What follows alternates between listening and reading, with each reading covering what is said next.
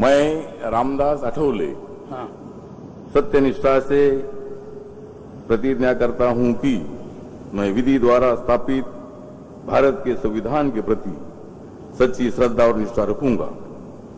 मैं भारत की प्रभुता और अखंडता अक्षुण्ण रखूंगा। मैं संघ के राज्य मंत्री के रूप में अपने कर्तव्यों का 64 वर्षानंतर बाबासाहेब आंबेडकरांना 1952 साली बाबासाहेब आंबेडकरांनी या केंद्रामध्ये केंद्रीय मंत्रिमंडळामध्ये बाबासाहेब होते। त्याच्या 64 वर्षानंतर बाबासाहेब आंबेडकरांनी निर्माण केलेले रिपब्लिकन पक्षाचे नेते रामदासजी आठवले साहेब 64 वर्षानंतर आज शपथविधी घेत आहेत। त्याचा संबंध महाराष्ट्रभर आणि देशभर आनंद आहेच आहे, परंतु खऱ्या अर्थाने आठवले साहेबांची जी रिपब्लिकन पक्षाची जी बांधणी होती, आठवले साहेबांनी ते सबंध प्राणपणाला लावलेला आहे आणि ही चळवळ जी उभी केली त्या चळवळीचा खरा आज म्हणजे भाजप सरकारने जी आमची इच्छा झाली त्या युतीमध्ये आज नक्कीच आठवले साहेबांना आमचा जी इच्छा होती महाराष्ट्रातल्या तमाम जनतेची त्या पूर्ण झाली असं मला वाटतं।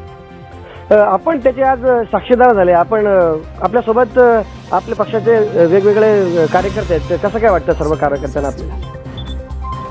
आता माझ्यासोबत रायगड जिल्हा सचिव राज सदावर्ते, पनवेल तालुक्याचे अध्यक्ष मोहनजी गायकवाड, कामोठा शहराचे अध्यक्ष सन्माननीय मंगेशजी दिवार, आदरणीय जोगदंड साहेब आणि रवी कांबळे साहेबांनी अन्य शेकडो कार्यकर्ते या ठिकाणी आम्ही पोहोचलेलो आहोत आणि आम्ही या आजच्या सोहळ्याचे जे साक्षीदार आहोत आम्ही स्वतःला खूप मोठं म्हणजे भाग्यवान समजतो की आमच्या नेत्याच्या आज सेंट्रल मिनिस्टर होतात आणि त्यांना आम्ही साक्षीदार म्हणतो उपस्थित। आम्हाला आजचा दिवस म्हणजे आज खऱ्या अर्थाने आज दलितांची दिवाळी संबंध महाराष्ट्रात आणि देशात साजरी होत आहे। तरी या मंत्रिपदाचा आपल्या समाजाला कसा काय फायदा होऊ शकेल?